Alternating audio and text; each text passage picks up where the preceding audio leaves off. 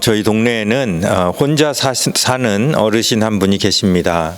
한국에서부터 교회를 다니셨고 미국에서도 줄곧 한 교회를 섬기셨습니다. 그렇게 40년이 넘는 세월을 충실하게 교회를 다녀오신 88세 되신 집사님이십니다. 집 앞을 걸으실 때는 늘 찬송을 부르십니다. 때로는 기도도 하십니다. 그런데 이 어르신이 가끔 이제 전화에 문제가 생기거나 청구서를 처리할 때 저한테 도움을 요청하십니다. 그래서 요즘에는 우리 집사님과 아주 가깝게 지내는 그런 사이가 되었습니다. 여느 연세 드신 분들처럼 만나면 자식 자랑, 과거 자랑을 쉬지 않고 하십니다. 하도 여러 번 들어서 이젠 그분의 스토리에 대한 시험을 봐도 자신 있을 만큼 되었습니다. 그런데 그러는 동안 이상하게도 예수님에 관한 이야기는 한마디도 없으셨습니다. 그래서 하루는 작정을 하고 여쭤봤습니다. 집사님, 예수님이 누구세요? 40년 넘게 교회를 다니고 밤마다 걸으면서 찬송을 부르시는 분의 입에서 나온 대답은 저의 예상을 완전히 빗나간 것이었습니다. 예수님이 누구시냐는 질문에 집사님은 역사 속 위인 중에 한 명이죠. 공자나 석가나 예수나 다 훌륭한 삶을 사신 분이십니다. 종교는 사람들이 만든 거예요. 옛날 우리 동네에서는 산도 믿고 해도 믿고 나무도 믿었어요. 그런 것처럼 예수는 서양 사람들이 철학을 가미해서 만든 종교입니다. 무슨 종교다원론도 아니고 예수를 하나의 위인으로 격화시키는 이 분이 다니는 교회는 무슨 이단이나 교리적으로 불순한 교회가 아닙니다. 필라델피아에서 가장 건전하고 보수적이라고 하는 교회에 집사님은 40년 동안 다니셨습니다. 그 40년 동안 예수님에 대한 이야기를 얼마나 많이 들었겠습니까? 설교만 제대로 들었어도 이런 대답은 안 하실 텐데 참으로 안타까웠습니다. 그렇다고 배움이 없으신 분도 아닙니다. 대학도 나오시고 어려운 책도 잘 이해하시는 분입니다. 그런데 왜 예수님에 대해서는 이렇게 무지하신가? 그분을 보면서 느낀 것은 예수님이 누구신지 정확히 모르는 사람에게는 아무리 유명하고 훌륭한 설교자가 와서 설교를 해도 못 알아듣는다는 것입니다. 여러분, 설교자들이 설교를 하는 가장 주된 목적이 뭐겠습니까? 설교를 통해서 예수님을 소개하는 것입니다. 저는 한 번도 이 자리에 서서 세상에서 어떻게 하면 윤리 도덕적으로 훌륭하게 잘 살 수 있는지, 예수를 믿으면 어떤 축복을 받을 수 있는지를 알려드리려고 이 자리에 서본 적이 없습니다. 아마 모든 설교자들이 마찬가지일 겁니다. 예수의 이름이 능력이 있고 예수만이 인류의 유일한 희망이기 때문에 그 예수를 여러분들에게 어떻게 하면 잘 이해할 수 있을까 기도하면서 고민하면서 이 자리에 서는 것입니다. 그렇기 때문에 여러분이 듣기에 항상 편하고 좋은 말씀만 전할 수는 없습니다. 때로는 말씀이 가시처럼 불편하기도 하고, 때로는 내가 몰랐던 예수님의 이야기를 들으면서 여러분의 마음이 뜨거워지기도 해야 합니다. 만일 예수를 역사 속 위인 정도로 생각하고 기독교를 인간이 만든 종교 정도로 생각하는 사람이 제 설교를 듣는다면 그분이 정말 제 설교에 담긴 메시지를 제대로 이해할 수 있을까요? 이런 분들에겐 차라리 예수 믿으면 복을 받고 예수를 믿기 때문에 우리가 윤리적으로 도덕적으로 이렇게 잘 살아야 된다라는 교훈이 훨씬 듣기 편할 것입니다. 우리 교인은 아니지만 이 어르신을 위해 기도하고 또 그분이 예수가 누구신지 정확히 알 수 있도록 전할 것입니다. 그런데 가만 생각해 보니 다른 교회 교인 걱정할 상황이 아니라는 것입니다. 우리 성도들은 내 설교를 다 이해를 할까? 우리 성도들 가운데도 예수를 하나의 역사적 위인 정도로만 이해하시는 분은 안 계실까? 정신이 번쩍 들었습니다.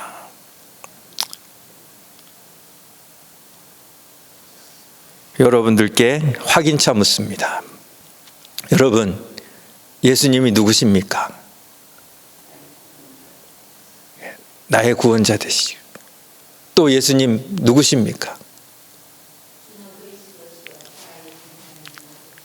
예, 우리 집사님 제 설교 원고를 보신 것 같아요.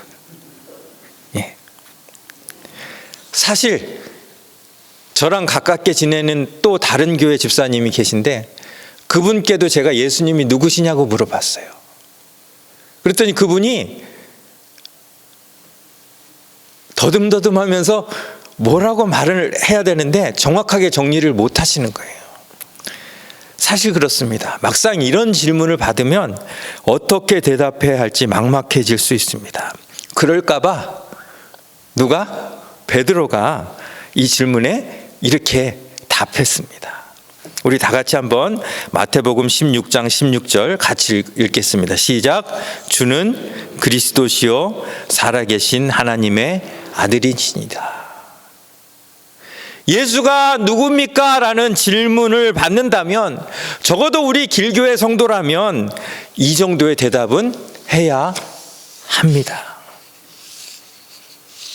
이 사실을 믿고 설교를 듣는 것과 이 사실을 인지하지 못하고 그저 예수를 도덕 선생이요 위인 정도로만 알고 설교를 듣는 것은 천지 차이가 있습니다. 그래서 예수님도 베드로의 이 고백을 들으신 후에 네 반석 위에 내 교회를 세우리라 라고 말씀하셨습니다. 결국 이 베드로의 고백이 내 고백이 되어야지 그 사람은 교회의 구성원으로서 자격이 주어진다는 것입니다.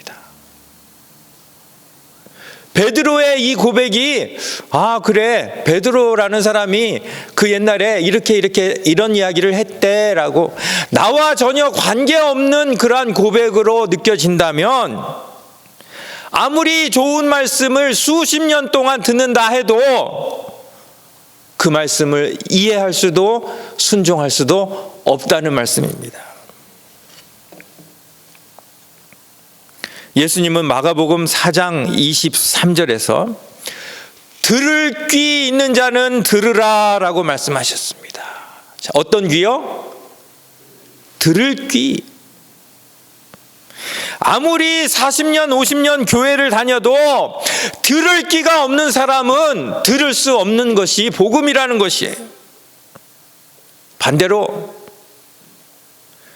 교회를 전혀 안 다니던 사람도 어느 순간 들을 귀가 생기게 되면 꿀보다 달게 들리는 것이 말씀입니다.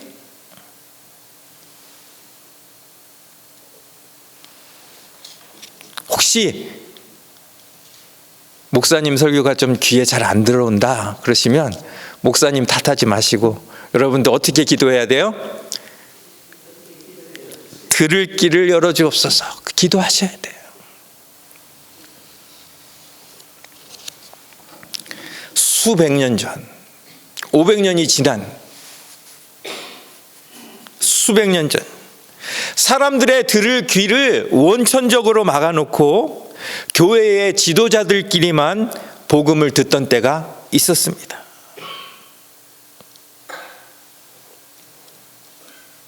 그런 암흑 같은 시간이 계속 이어져 오는 가운데 성도들의 막혔던 귀를 뚫어준 사건이 일어납니다. 바로 마틴 루터를 필두로 일어난 종교개혁이 그것입니다. 그때까지 평민들은 성경을 직접 읽을 수가 없었어요. 성경을 소지하는 것 자체가 금지되었습니다. 그래서 그저 주일 예배에 참석해서 사제가 읽어주는 성경 말씀이 그들이 듣는 복음의 전부였어요. 말씀을 묵상하거나 말씀을 따로 공부하는 것은 아예 불가능했습니다. 그렇다면 그나마 예배 중에라도 말씀을 들었으니 들을 끼 있는 자는 들었을 것 아닙니까? 라고 반문할 수 있지요. 그런데 안타깝게도 평신도들은 그 말씀을 하나도 알아들을 수가 없었어요. 예배 시간에 강독하는 말씀은 자국어가 아닌 사제들만 알아들을 수 있는 라틴어 말씀이었어요. 여러분, 우리 지금 한국말 예배를 드리는데 말씀은 라틴어로 읽고 말씀을 라틴어로 전한다면 여러분들 아무리 들을 귀가 열려 있어도 그게 들어지겠습니까? 그러니 평신도들은 자기가 믿는 예수가 누구인지 알 길이 없었어요. 40년, 50년을 다녀도 알 길이 없었어요.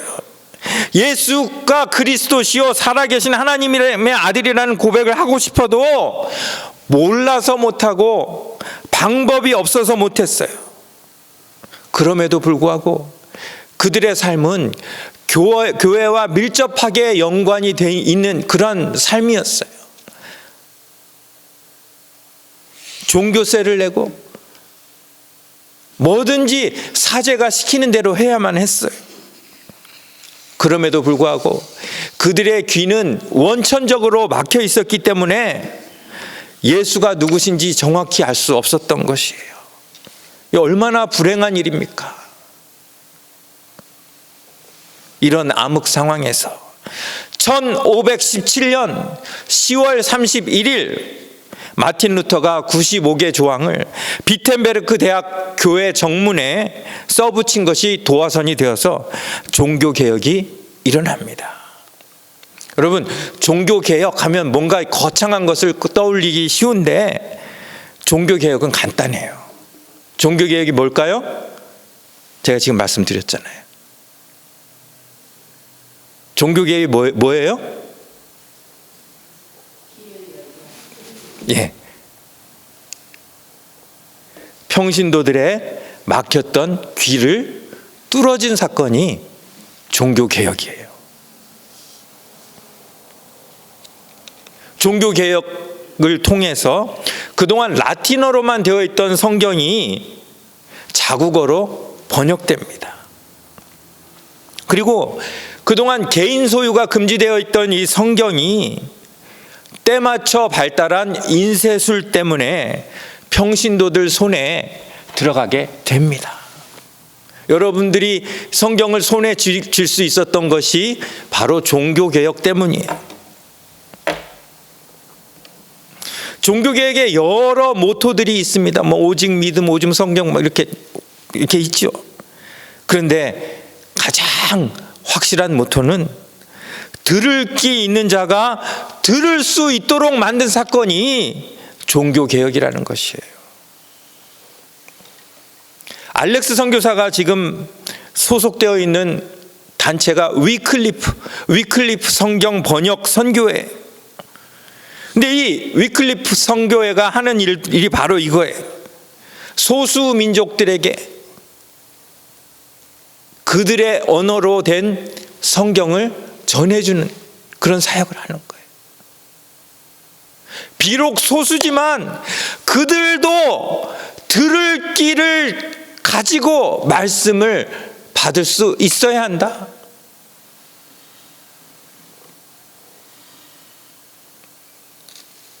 한국에 최초로 들어온 선교사는 누굽니까? 언더우드와 아펜젤러. 언더우드는 장로교 선교사, 아펜젤러는 감리교 선교사예요. 이 둘은 1884년 부활절 아침 같은 배를 타고 제물포항에 발을 내딛었습니다. 이들이 아무리 영어로 유창하게 복음을 전한다 해도 사람들이 알아들을 수가 없잖아요. 어떻게 복음을 전했을까요? 이들이 도착하기 전 하나님은 이미 한국의 복음화를 위해서 물밑 작업을 하셨습니다. 언더우드와 아펜젤러가 들어오기 몇 해 전에 만주에서는 로스 선교사가 한국말 복음서 번역 작업을 시작했고, 일본에서도 한국에서 사신으로 갔다가 예수를 믿은 이수정이라는 사람이 마가복음을 한국말로 번역하여서 인쇄하게 됩니다. 그 인쇄된 마가복음 쪽복음서를 언더우드와 아펜젤러가 일본에서 이수정을 만나서 그걸 들고 한국에 입국할 수 있었던 것입니다. 만일 한국어 번역이 이렇게 미리 되어 있지 않았다면, 그래서 영어나 중국어로만 말씀을 들어야 했다면 한국의 복음화는 훨씬 지체되었을 것입니다. 말씀을 자기 언어로 직접 듣고 읽고 배우게 하는 것, 이것이 바로 종교개혁이라는 것이에요.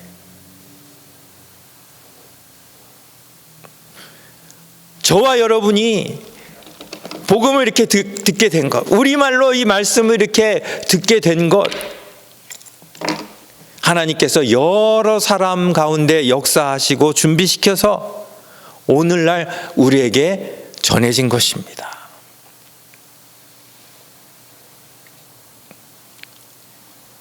한번 생각해 보세요. 우리의 들을 귀를 뚫어준 사람이 누구인지 한번 생각해 보세요.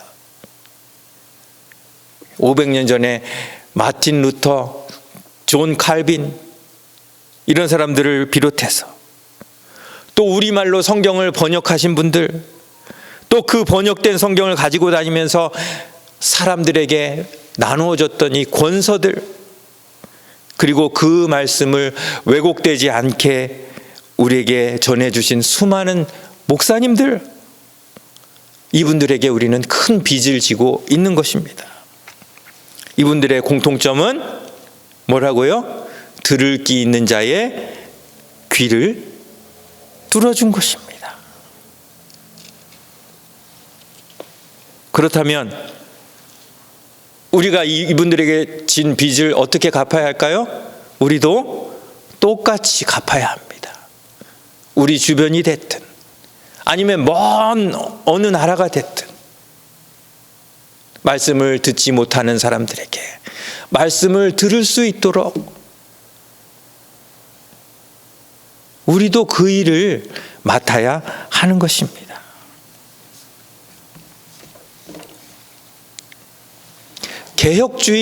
개혁주의라는 그런 단어가 있어요. 주로 목회자들, 신학자들이 이야기를 해요. 우리는 개혁주의자다. 그런데 개혁주의자가 무슨 뜻입니까? 말씀 앞으로 돌아가자는 거예요. 개혁 이전에는 교회의 전통과 교권이 우리를 주장했지만, 이제는 개혁주의자들은 그 모든 것 위에 말씀을 올려놓자는 거예요. 이것이 개혁주의입니다. 자, 그러면 예수가 누구냐라는 질문에 답한 베드로의 고백으로 돌아가 보겠습니다. 자, 예수님이 교회를 세우신 그 베드로의 고백에는 어떤 내용이 담겨져 있습니까? 그 내용을 이해하지 못하면 이 자리에 예수님이 와서 설교해도, 사도 바울이 와서 설교해도 이해할 수 없을 것입니다. 복음을 이해할 수 있기 위해서 반드시 두 가지를 이해하고 여러분들도 믿음으로 고백해야 할 것입니다. 자, 첫 번째로 베드로의 고백은 예수는 누구라고요? 그리스도입니다. 여러분들 예수가 그리스도라는 것을 믿으십니까? 그리스도는 무슨 뜻입니까? 기름 부음 받은 자, 헬라어입니다. 신약 성경이 쓰인 헬라어입니다. 그리고 구약 성경에 쓰인 히브리어로 이야기하면 메시아가 됩니다. 예수가 메시아다, 예수가 그리스도다, 이 고백에는 모든 의미가 다 담겨 있어요. 윤리를 가르치는 위인이나 도덕 선생에게 메시아라는 칭호를 부여하지는 않습니다. 메시아는 이 세상을 위대하게 살았던 어떤 위인이 아니라 온 인류를 구원하러 오신 분에게만 합당한 칭호가 메시아입니다. 아무리 돈을 많이 벌고 아무리 높은 지위에 올랐다 해도 메시아이신 예수님을 모르는 사람은 성공한 인생이라고 할 수 없습니다. 성공의 기준은 이 메시아를 만났느냐 못 만났느냐에 달려 있습니다. 우리 지난주에 살펴보았던 오네시모, 그의 정체성은 뭐였습니까? 도망간 종이에요. 잡히면 죽을 목숨이에요. 그런데 그가 예수님을 만나고 그의 정체성이 어떻게 바뀌었습니까? 형제요, 아들, 동역자로 바뀌었습니다. 우리를 포함한 모든 인류의 운명은 메시아를 만났느냐 못 만났느냐에 달려 있습니다. 사도 바울은 자신의 자랑스러운 그 배경을 다 배설물로 여긴다고 고백합니다. 왜냐하면 예수님이 주신 기쁨과 은혜에 비하면 자신의 배경은 배설물밖에 되지 않기 때문입니다. 여러분, 배설물이 뭐예요? 배설물은 몸에 영원토록 간직하는 거가 배설물입니까? 아니면 한시라도 빨리 배출하는 게 배설물입니까? 한시라도 빨리 배출하는. 예수 그리스도를 만난 사람은 자기가 가진 모든 것을 한시라도 다 내려놓기를 원하는 사람이라는 것입니다. 내가 곧 길이요 진리요 생명이니 나로 말미암지 않고는 아버지께로 올 자가 없느니라. 예수님만이 인간이 하나님께로 갈 수 있는 유일한 통로이십니다. 그것이 바로 주는 그리스도시오라는 베드로의 고백의 의미입니다. 그런 예수님을 역사 속 한 위인으로 2000년 전 저 지구 반대편에 살았던 한 도덕 선생으로 이해한다면 아무리 교회에 다녀도 수천 편의 설교를 들었어도 들을 귀가 열리지 않는 것은 당연합니다. 두 번째로 우리가 믿어야 할 것은 무엇입니까? 예수님은 하나님의 아들이라는 사실이에요. 여러분, 인간 예수가 어떻게 그리스도가 될 수 있습니까? 아무나 십자가만 지면 그리스도가 될 수 있습니까? 아닙니다. 예수가 그리스도가 될 수 있는 이유는 바로 그분이 하나님의 아들이시기 때문입니다. 인간이 아무리 선하게 살아도 스스로 구원할 수 있습니까? 선악과를 따먹은 후에 받은 저주, 반드시 죽으리라는 그 저주를 스스로 풀어낼 인간은 아무도 없습니다. 자, 살인죄를 지은 사형수가 감옥에서 아무리 선하게 살아도 그 살인죄를 벗어버릴 수 있습니까? 없습니까? 없어요. 별개의 문제예요. 여전히 살인자요, 여전히 사형수예요. 마찬가지로 반드시 죽으리라는 저주를 받은 인간이 아무리 선하게 산다 할지라도 그 저주를 벗어날 길은 없어요. 인간이 구원받을 수 있는 유일한 길은 저주 아래 있지 않은 다른 존재가, 인간이 아닌 다른 존재가 구해주는 방법밖에 없어요. 결국은 그 저주를 풀 사람은 그 저주를 선언한 사람입니다. 결국 인간에게 반드시 죽으리라 라는 저주를 내리신 하나님이 아니면 저주를 풀 사람이 없어요.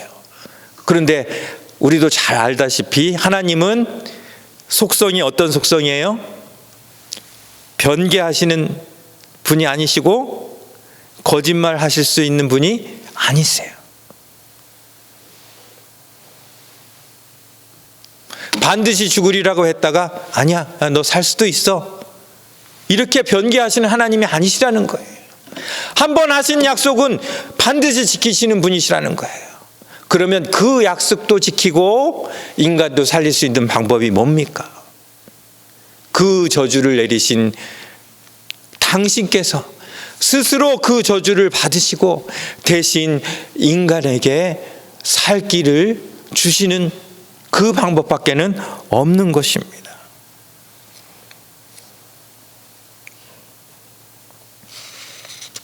예수님이 그저 나사렛에서 살던 목수 요셉의 아들이었다면, 그가 아무리 선한 삶을 산다 할지라도 그리스도가 될 수는 없습니다. 하지만 그분이 하나님이시기 때문에, 하나님의 아들이시기 때문에 우리를 위한 그리스도가 되시고 인류의 소망이 되시고 우리의 빛이 되시고 우리의 길이 되시는 것입니다.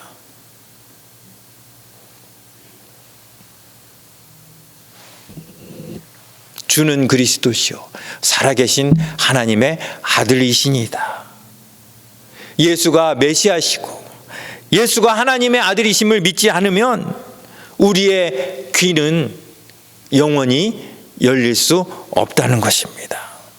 그걸 믿지 못하면 아무리 착하게 살고 아무리 자선 사업을 많이 해도 우리는 그것을 기독교라 부를 수 없습니다. 그것을 교회라 부를 수 없습니다. 요즘은 이단들이 자선 사업을 많이 해요. 교회가 가기 전에 이단들이 먼저 가가지고 착한 일을 해요. 자기들의 이미지를 관리를 해요. 하지만 아무리 자선 사업을 많이 해도 자기가 하나님이라고 하는 이단은 인정할 수가 없습니다. 복음은, 기독교는, 교회는 예수께서 그리스도시고 살아계신 하나님의 아들이심을 믿는 믿음에서부터 출발합니다. 그리고 그 믿음은 어디서부터 납니까? 오늘 읽은 로마서 10장 17절 말씀. 믿음은 어디서부터 납니까? 들음에서 나요. 무엇을 들으면서? 하나님의 말씀을 들으면서 나요. 그런데 그 들음의 기회를 원천적으로 봉쇄한 중세교회 조직의 봉기를 들고 성경으로 돌아가야 합니다. 왜냐하면 우리의 믿음은 들음에서 나기 때문입니다.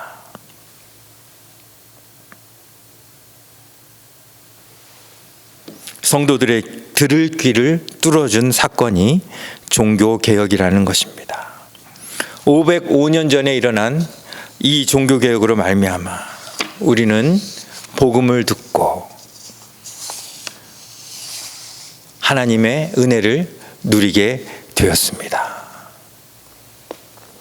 그렇다면 우리도 우리 주변에 들을 귀가 막힌 사람들의 귀를 뚫어주는 역할을 해야 되지 않겠습니까? 이유가 무엇이 됐든, 욕심이 많아서든, 아니면 지식이 많아서든, 아니면 정말 복음을 들을 기회가 없든, 들을 귀가 막혀있는 자들의 귀를 뚫어있는 일을 하는 것이 진정한 개혁주의자가 할 일이라고 생각합니다. 비텐베르크 대학 정문에 95개 조항을 붙였던 그 루터의 용기와 믿음을 우리에게도 주시옵소서.